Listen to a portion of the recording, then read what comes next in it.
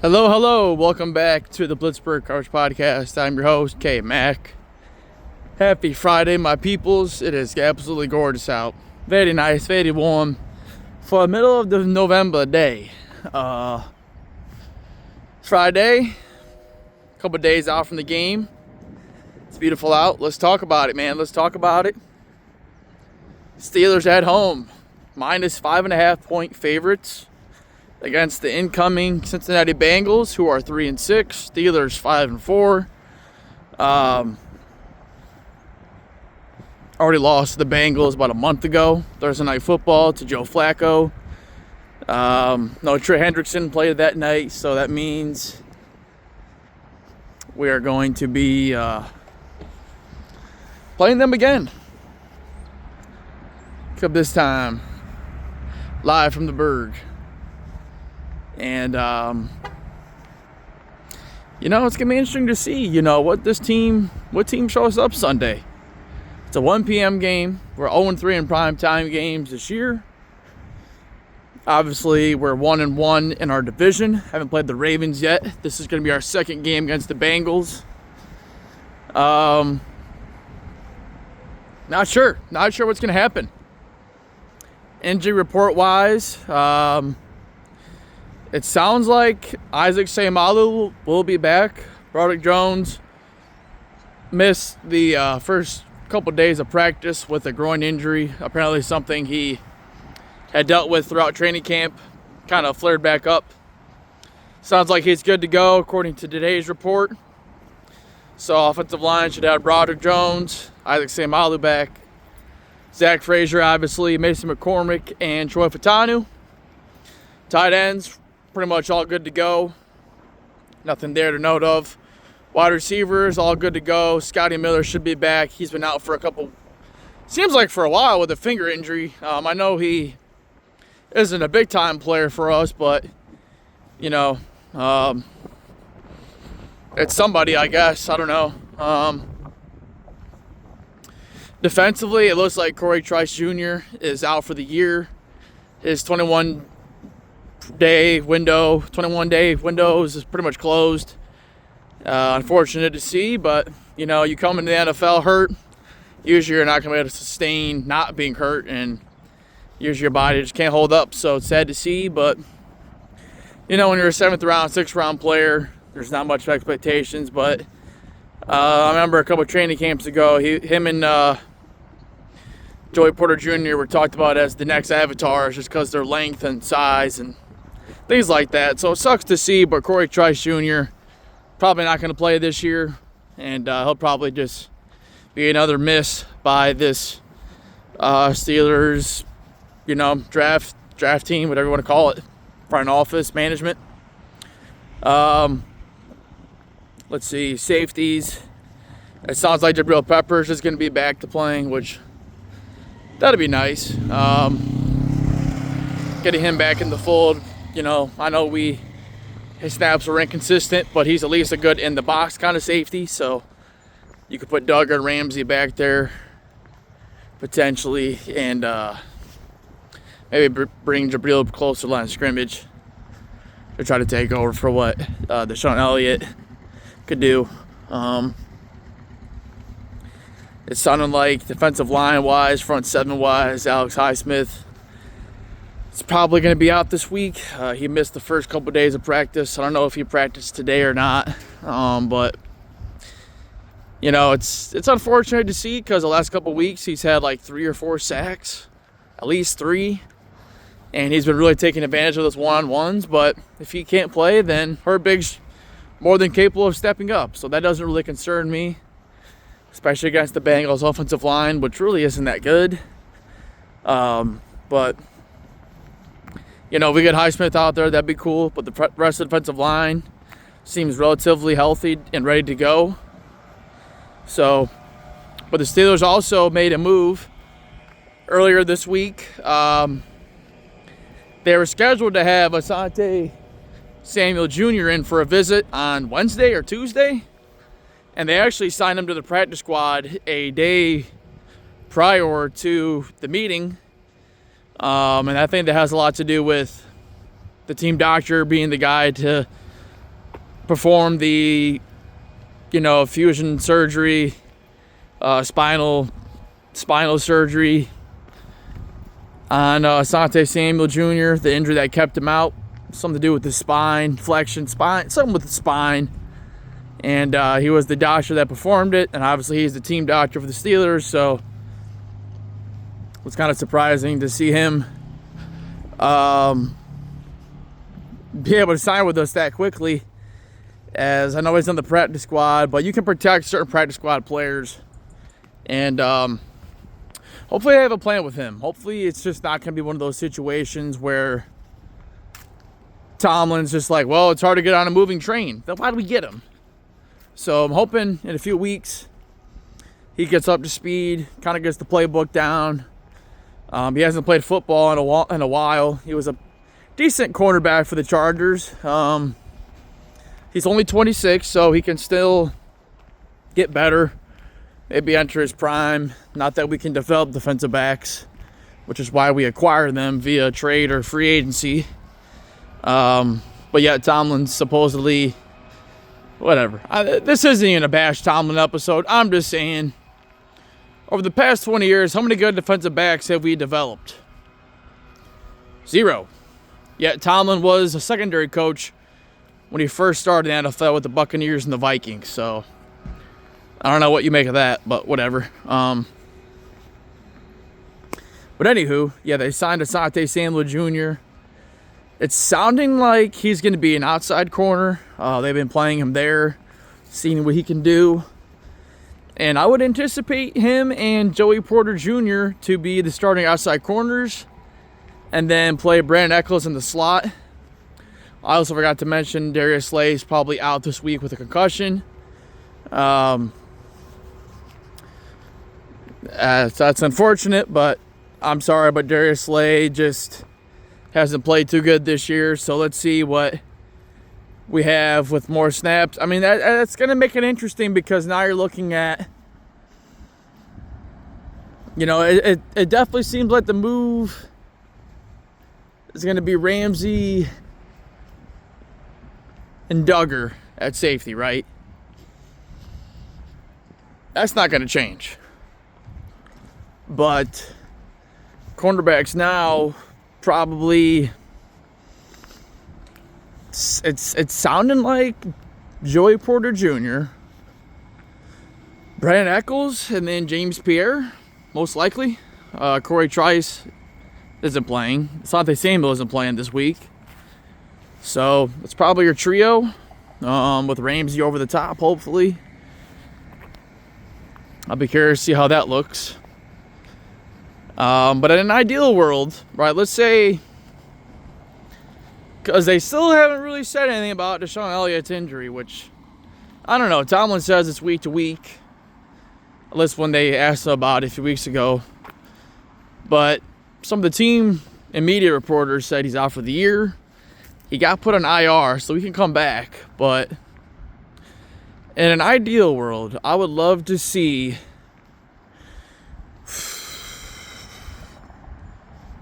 JPJ and Asante Samuel Jr. on the outside. Right, both of those two outside corners. Brandon Echols in the slot. Have Darius Slay as another guy in the rotation. And then have Deshaun Elliott and Kyle Duggar at safety. And then allow Jalen Ramsey to just play wherever. Have him be a starting corner on the outside or a safety in the box. Have him in there as well. So, I mean, that would be nasty. Then I could, if we get Deshaun Elliott back, if Asante Samuel Jr. actually can play decently well, I think that's the move. I would really like to see how that lineup looks. Then I could actually see this defense starting to turn the corner, perhaps a bit. But that's all going to be seen in time. But, I'm going to be really curious to see how this team plays this week. Coming off of that loss against the Chargers, playing the Bengals again. I don't think we lose this game. I really hope we don't lose this game. But I'm going to be really curious to see how our defensive game plan is different this time versus last time. Because the last 5 times the Bengals have played the Steelers, the last 2 games, well, obviously the game this year was a lot of points. The first game last year where we won, 45-38 or whatever, that was a lot of points. They scored a shit ton of points in our defense. And they had both the receivers. So it's like, I don't know, man. So I'm just going to be really curious to see, what do they do this time? No Darius Slay. I'm hoping, I don't know. I think you put your best corner. I think you put JPJ on T. Higgins, right? And then you put a corner and a safety over the top on Jamar Chase. So I would put JPJ because he's our best man-to-man corner, right? He's handsy. You live with it. Would rather take the flag or get burnt for a touchdown.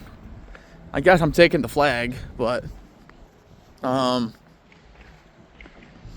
would put JPJ on T. Higgins and just put a safety over the top on Jamar Chase. Make Flacco hold on to that ball a little bit longer, and let's see what happens. The Bengals defense sucks. Their defense isn't that good. We know that. We can score on them. Our offense has been, outside of last week, I think it's been pretty solid. They put up a lot of points. Aaron Rodgers had a great first game against them a month ago. So, it'd be nice to get the run game going. Maybe play Jaylen Warren on 3rd downs. I'll get to that in a second. But there's a lot I need to cover here. But against the Bengals, man, it's a must-win game. It is a must-win game. The Steelers want to make a push at the playoffs, let alone winning this division. And at 5-4, man, this is a must-win game. If you want to stay in the hunt for the playoffs, man, you gotta win this game. There's no question. So, I think it's just so like Tomlin got asked, right? He got asked about, Jaylen Warren's snap usage, and why is Kenneth Gainwell out snapping Jaylen Warren? And so I looked into it a little bit more. Up until that final drive, it was 50-50 percentage-wise with the snaps.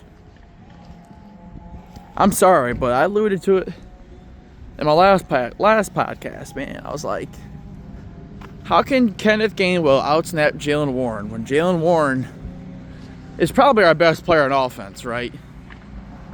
I mean, Kenneth Gainwell averages 4 yards a catch. Jaylen Warren averages 9. Doubled the amount. And so Tomlin gets asked about it, right? And Tomlin alludes to, well, if we're able to convert more 3rd downs, you'll see Jaylen Warren get more opportunities on 3rd down. Okay, so in what is arguably the most important down of all of football, which is 3rd down, you're going to continue to take out Jaylen Warren because of workload management, because of not wanting to get 3rd downs. And then Tomlin, let's not forget Tomlin. Let's not forget there's another down to be played. Right? There's a thing called 4th down. And sometimes when it's 4th and short, you can go for it. We can use that tush push. Or guess, we can go for it and get a 1st down and convert. Or, you could just play Jaylen Warren on a 3rd down sometimes. Maybe let him get a catch out of the backfield. Run it and get the fucking 1st down. Right? Does that not make sense to anybody? But Tomlin just is one stubborn guy. He wants to win his way. It's got to be his way, which is why he's never had a coaching tree. He wants to be the smartest guy in the room. He wants to show everybody, hey, this way works. And I mean, it works for 9 wins, but when we play anybody legit, in the playoffs, it just doesn't work. Because we have a small margin for error with this team. Last week, you got to cash in early because this team can't catch up. Under Arthur Smith offenses, we're not meant to come back. We can't, we don't sustain drives. It's weird. It's a weird offense, man. We haven't even played a good game really yet as a team. We haven't played a game where you can check the boxes and say, okay, the Steelers, hey, they're good on 3rd down. Hey, they scored some points. Hey, they won the time of possession. Hey, their defense played good. There is none of that. And so that's just what it's been, man, for the past 10 years. Really past 6, I would say. But there's just so much to talk about. It's like, okay, so we got a game Sunday. And, TJ Watt's still being chipped at the highest rate in the league. He's been chipped 100+ times, and the next closest is Aiden Hutchinson with like 68. And it's just insane to me because it's like, is it because TJ Watt doesn't want to rush from the other side because he's not comfortable? Or do we just refuse to even try? Because they talked about moving around, and it's not happening. It's not happening. We're not even really using our 3-edge rotation. We're not even using our fucking 3-edge package, which is crazy to me. And I didn't even notice this, but last week we got 5 sacks on Herbert. We've been pressuring people, but the secondary just can't hold up. And you want to know something else crazy? Did you know that since 2017, when the Steelers drafted TJ Watt, we don't have a Pro Bowl selection on defense? And all the drafts, 2018, 2019, 2020, 2021, 2022, 2023, 2024, the Steelers have not drafted a Pro Bowl player on defense. Now, Alex Highsmith probably should have won it maybe once, but isn't that crazy for a team that prides itself on defense, for a team that spends the most money on defense, for a team that supposedly has a defensive guru, and you're telling me we don't have one Pro Bowl selection besides TJ Watt since 2017? That's baffling. I know the Pro Bowl isn't the end-all be-all because all pros matter, and all pros are more legit, but not having one Pro Bowl selection since 2017 on the defensive side of the ball has just got to draw your attention in the baddest of ways. So with this game, I think we're going to win this game. I don't think we'll be held to 10 points or 3 points, as I call it. I believe the Bengals defense sucks. I think they can get got. They've allowed 30+ points in a lot of their games this year, us included, the Jets included, the Bears included. I think the Joe Flacco Bengals are still going to keep it competitive. I don't think we're going to blow them out. I believe that it's going to be a competitive game. I think it's going to be close. But I think the Steelers pull this out, man. This is a must-win game. We have not been swept by the Bengals since, 2021, I want to say? And if we lose this time, it's really embarrassing because you think about it. We played them the first time, right, a month ago. No Joe Burrow, no Trey Hendrickson. Their first round picks from Mark Stewart. I don't even think he played. So you lose that one, whatever. Thursday night, short week, division rival, whatever. But you lose this one at home, right? And the Bengals are coming off of a bye week, so I guess Mike Tomlin's like 4-5 against teams coming off the bye. So I know we did it last year and we beat the Bengals in Cincinnati that first time. But this is, you got to win this game, man. If you're the Pittsburgh freaking Steelers, man. There is no ands, ifs, or buts. If you lose this game, the season's over. 5-5. Another AFC loss. And the Bengals are 3-6. You win this game, they're pretty much done. Though they're already done, but they could Joe Burrow comes back soon. They can at least make things interesting. Maybe win a couple games they shouldn't. Maybe surprise the Ravens twice because they played the Ravens twice down the stretch. Hopefully Joe Burrow comes back for around Thanksgiving because the Bengals and Ravens played the first time on Thanksgiving night. So, Burrow can come back. Fingers crossed. If he could help the boys steal one, man, we'll not be mad at that. So, but the Steelers, man, it's just so frustrating as a fan of this team. Because you want to believe, you want to buy in. But every time you come close to buying back in, you're reminded why you shouldn't buy in. Total 1 mile. 23 minutes, 48 seconds. It's the Steelers' Steps way 2,193 to lose steps. to Green Bay at home, halftime lead. Right, the sky's falling. You beat the hottest team in the NFL, sitting at 7-1. 7-1, the Indianapolis Colts. They come in, they get fucking stumped. Right, you're feeling good. You head on the road to the Los Angeles Chargers without their fucking starting tackles, down to like their third string running back, and your offense shits the bed, whether it's play calling, Aaron Rodgers not playing good, you shit the bed there. And now you're at 5-4 with a daunting schedule ahead. And, you had the Bengals down without Burrow.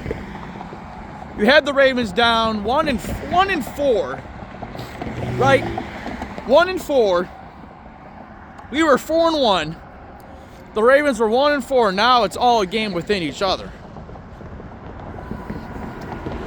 And this happens every fucking year, dude. Like, you look at it, man, the Steelers always have a collapse, whether it's mid-season, end of season. There's always some part in there where they start to just fall. We blew the division last year. 10-3. 10-3 with 2 games, man. Actually, yeah, we were 10-3, man. And the Ravens were what, like 8-5? We had a game in Baltimore.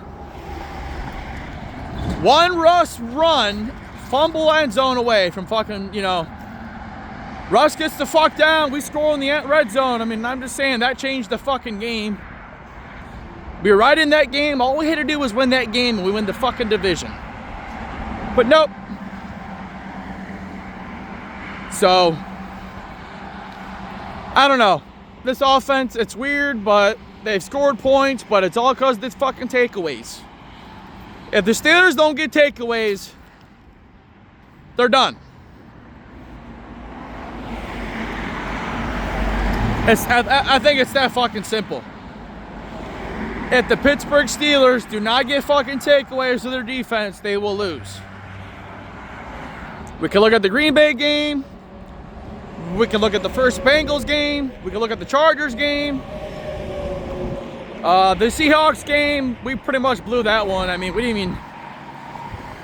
the fucking red zone interception dropped like Calvin Austin and then fucking Caleb Johnson. I mean, that one was whatever. But I don't know, man. It's crazy to me.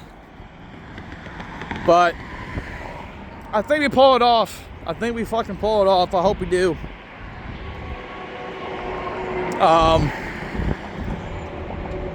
Will I buy back in? No. If we win this Sunday in the Bears game, and if we can at least show the fuck up against Buffalo, I might buy back in. But until then, this team is just, it's just a mediocre football team, and that's sad to say, but that's just what it is. We have good players. I feel like we have good talent. I feel like the coaching at times makes no fucking sense. The play calling, I don't know what the fuck that was last week, but it sure as fuck didn't work. Rodgers looked fucking out of it. The running game still hasn't gotten going. I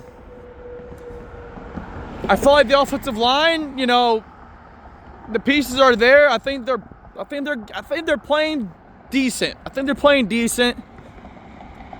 I just wish we could move people out of the way on run blocking, but I don't know. What do you guys think of the game Sunday? I think the Steelers pulled out. They better, or it's over. It's that fucking simple.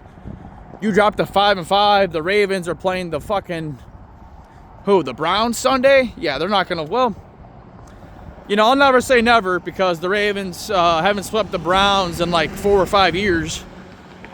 And the Browns did beat them last year, but I sure as fuck don't see that happening. But hey, you never know. If the Browns could pull a good one, if the Browns could pull it off, I'd fucking be happy. But at the end of the day, the Steelers, they gotta win. They have to fucking win Sunday. Get to 6-4. Let's head to Chicago, where it's gonna be fucking tough. If you pull that one out, okay, 7-4. Now we can talk. But first things first, we have to go back to the Berg, home game, and beat the fucking Bungles. Please. Do not let Joe Flacco, 40-plus-year-old ass Unc Joe Flacco, tear you the fuck up again. If that happens, if Jamar Chase is out here getting 20-plus targets, I'm gonna fucking hit the fucking wall with my fucking head. But we'll see. It's an AFC North game. It's going to be physical. And let's worry about stopping the run this time, Tomlin. Let's fucking stop the run, because that was the problem last time. Quote unquote. Forget Jamar Chase getting 20-plus targets. We couldn't stop the run. So stop the run. Make Joe Flacco beat you and fucking bring the pressure on. And how about you blitz? Well, that's it for me. I'm out of here, man. Blitzburg Coach Podcast. We are everywhere, man. Facebook, Twitter /X, Instagram, YouTube, Spotify. Share it. And we're going to get this thing popping, man. Let's go. Steeler Nation. # here we go. # Blitzburg coverage. Let's get it. I'm pumped. I hope we win. I want to see us win. I don't want to be a Debbie Downer. But I got to keep it real. But we out of here.